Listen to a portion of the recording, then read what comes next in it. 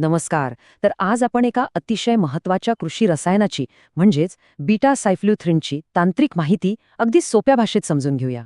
शेतात याचा सुरक्षित आणि 100% प्रभावी वापर कसा करायचा हे माहिती असणं खरंच खूप गरजेचं आहे. आणि हो, ही सगळी माहिती आपण थेट अधिकृत कृषी संदर्भ पुस्तिकेतूनच घेतली आहे, त्यामुळे ती पूर्णपणे खात्रीशीर आहे. तर हे एक सिंथेटिक पायरेथ्रॉइड आहे. बाजारात ते प्रामुख्याने बुलडॉग किंवा रिस्पॉन्सर या नावानी अगदी सहज मिळतं. याची काम करण्याची पद्धत भारी आहे. हे स्पर्शाने तर मारतंच, पण कीटकांच्या पोटात गेल्यावरही तितकंच घातक ठरतं.